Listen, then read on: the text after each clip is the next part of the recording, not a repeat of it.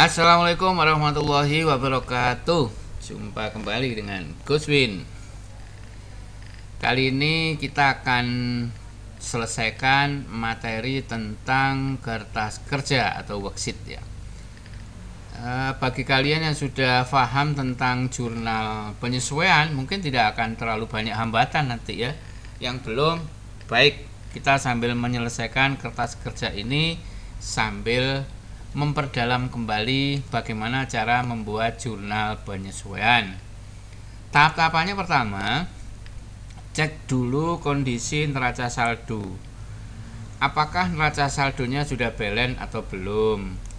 Kalau neraca saldo ini tidak balance, tidak seimbang, maka jangan dilanjutkan. Udah pasti kerjaan kita akan salah. Yang kedua, kita sudah harus punya data penyesuaian.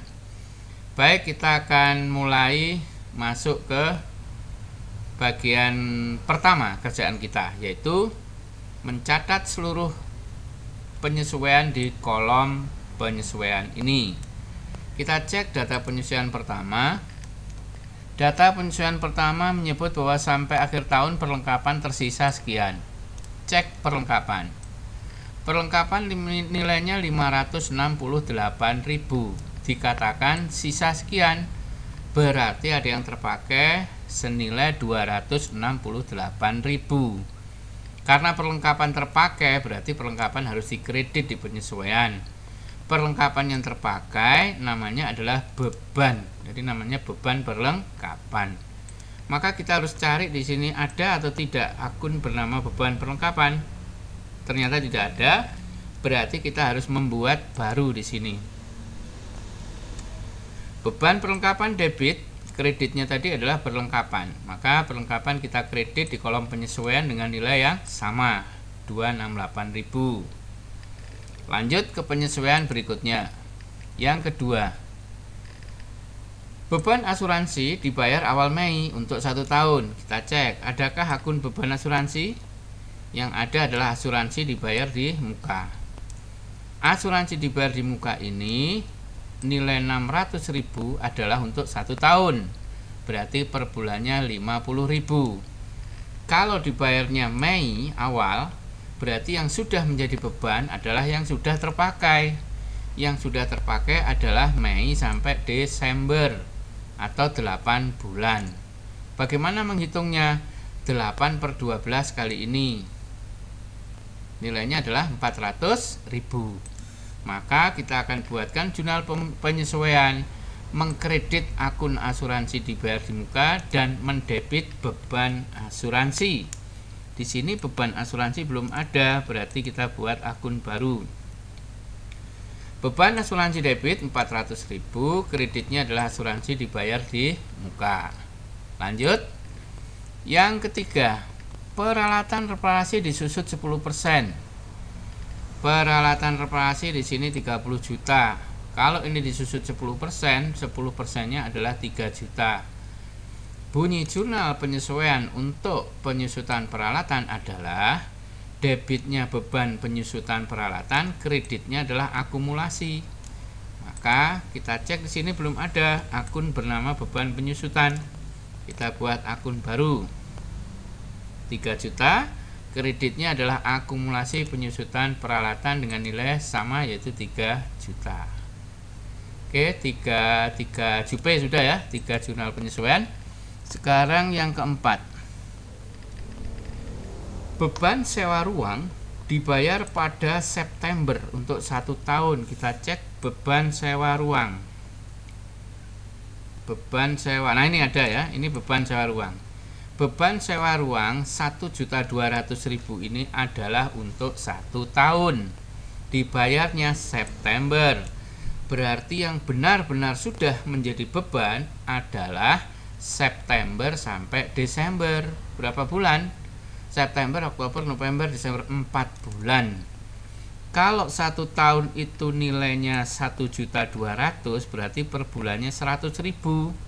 4 bulan 400.000. Artinya apa? Pencatatan beban sewa 1,2 juta atau 1.200.000 ini kebanyakan, karena seharusnya hanya 400. ya kan, harusnya hanya 400.000. Supaya ini menjadi 400.000 harus diapakan? Harus dikurangi. Dikurangi berapa? 800.000. Bunyi jurnal penyesuaiannya bagaimana?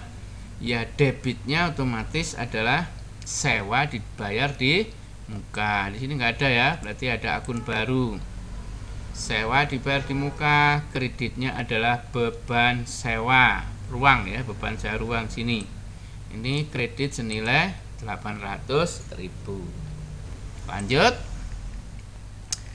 Ada data penyesuaian lagi di sini. Pada akhir tahun terdapat informasi bahwa perusahaan belum membayar pajak. Kalau belum membayar pajak itu berarti ada pajak yang terutang. Adakah di sini utang pajak? Nggak ada, yang ada utang usaha. Berarti kita harus membuat baru. Karena perusahaan harus tutup buku pada 31 Desember, ada pajak yang belum dibayar, kita harus mencatat seakan-akan pajak itu sudah dibayar. Berarti ada yang namanya beban pajak. Sebagai bentuk pertanggungjawaban, harus kita sampaikan juga bahwa 240.000 beban pajak itu sebenarnya masih terutang. Maka kita buat jurnal penyesuaian di sini. Ini ada? Oh, belum ya. Beban pajak nggak ada di sini, berarti kita buat baru ya. Ini ada beban pajak ya. Kita tutup dulu. 240.000 dan kreditnya adalah utang beban pajak. Nah, ini utang beban pajak kredit. Oke, yang terakhir masih terdapat beban gaji yang belum dibayar 100.000. Gaji yang belum dibayar juga utang. Nah, di sini kita cek ada utang gaji, belum ada, berarti kita akan buat akun baru. Yang ada apa di sini? Beban gaji. Sama dengan kasusnya ini, maka kita akan buat jurnal penyesuaian dengan bunyi debitnya adalah beban gaji di sini 100.000, kreditnya adalah utang gaji. Kita buat akun baru. Selesai. Kemudian kita jumlah debit dengan kredit di kolom penyesuaian, jumlahnya harus sama ya. Harus sama, harus balance seperti ini. Kalau sudah sama, maka kita diizinkan atau boleh melanjutkan ke kolom neraca saldo disesuaikan. Bagaimana cara mengisi neraca saldo disesuaikan? Caranya cukup mudah. Yang tidak ada penyesuaian langsung pindahkan. Yang ada penyesuaian harus dihitung. Ini kas, tidak ada penyesuaian, dia posisinya debit, maka langsung taruh saja di debit. Piutang, nggak ada penyesuaian kan, langsung taruh di sini. Nah, yang ini ada penyesuaian. Ada debit 568, ada kredit. Debit ketemu kredit harus dikurangkan. Karena lebih banyak yang debit, maka nilainya ada di debit. Nilainya menjadi sekian. Ini juga ada penyesuaian, debit ketemu kredit kurangi. Ini nggak ada penyesuaian di sini ya. Langsung dipindah. Kredit ketemu kredit diapakan? Ditambah, ditaruh di mana? Taruh di kredit. 13 juta. Dan yang ini nggak ada penyesuaiannya sampai sini, tinggal pindah. Yang kredit juga kredit, kemudian ini debit, pindah, kemudian ini kredit. Nah, ini ada penyesuaian, debit ketemu debit diapakan? Ditambah, sehingga menjadi 1.224. Ini juga ada penyesuaian, debit ketemu kredit, lebih besar debit, maka taruh di sini. Yang ini tinggal pindah. Ya, ini jumlah ya, kosong. Ini kan kolom jumlah, ini nggak dipindahkan. Yang ini debit semua, kita tinggal pindah. Ini kredit juga, pindah. Sekarang kita jumlahnya juga harus sama. Setengah perjalanan sudah selesai. Maka langkah berikutnya adalah kita akan membuang kolom neraca saldo dan kolom penyesuaian. Ini sudah nggak dipakai. Ini sudah tidak berguna. Kita akan fokus pada neraca saldo yang disesuaikan. Oleh sebab itu, yang 4 kolom ini kita lipat saja. Jadinya seperti ini.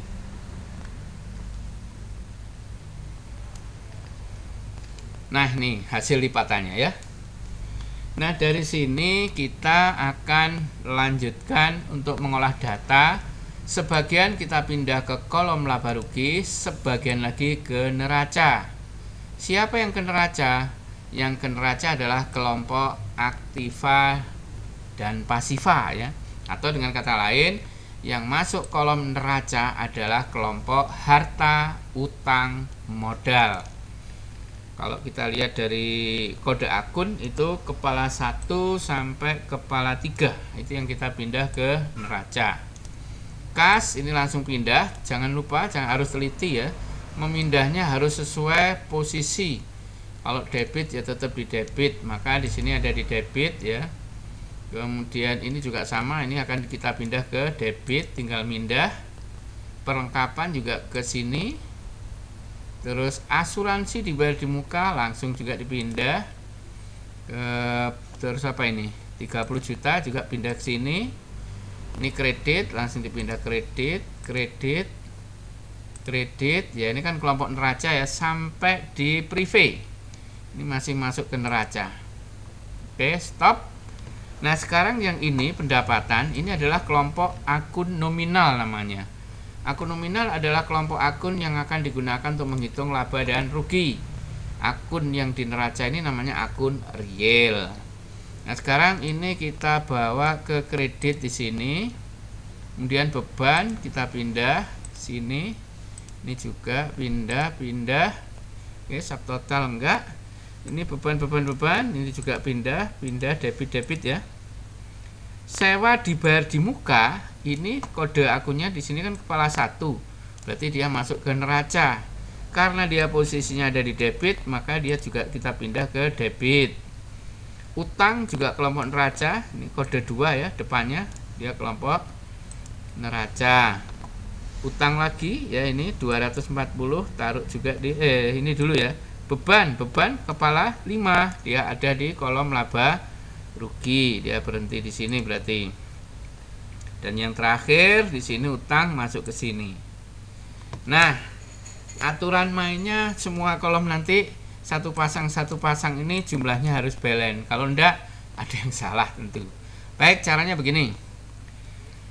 Pertama yang harus kita buat balance adalah kolom laba rugi. Di sisi kredit ada pendapatan, di sisi debit ada beban-beban.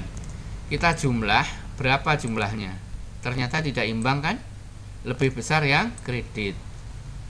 Kalau kondisinya semacam ini berarti laba. Berapa labanya? Ya selisihnya. Kenapa disebut laba?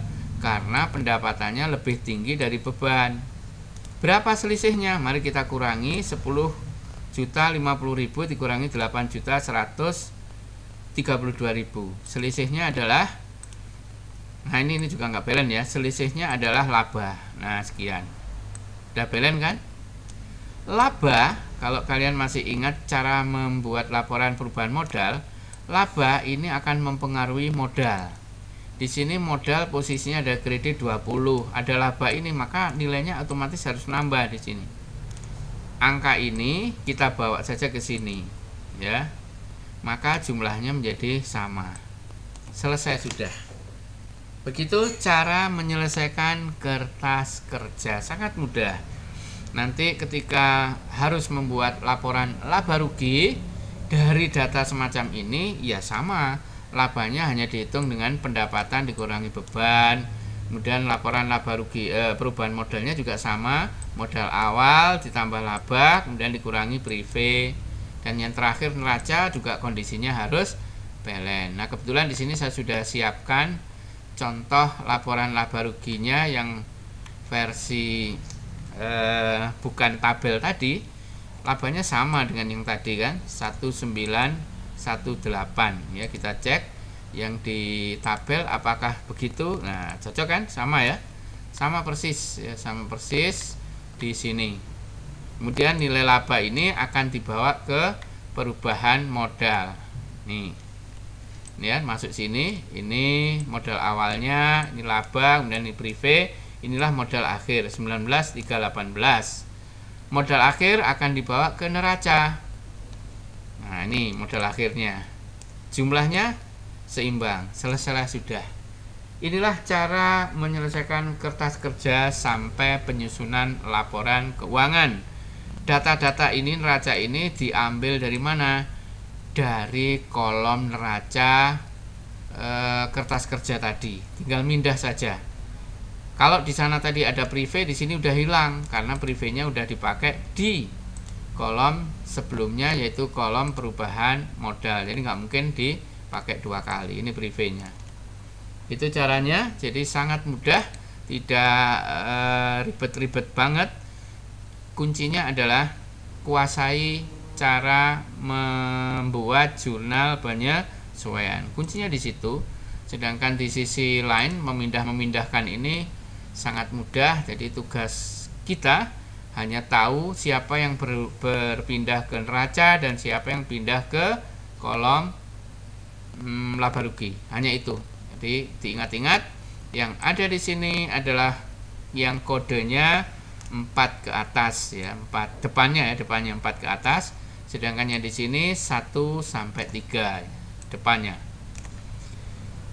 Itu saja sepertinya yang bisa saya sampaikan. Mudah-mudahan ini membantu bagi kalian yang sedang belajar akuntansi dan masuk materi worksheet atau kertas kerja. Silahkan dituliskan di komentar kalau ada hal-hal yang kurang jelas atau barangkali ada yang salah saya sampaikan.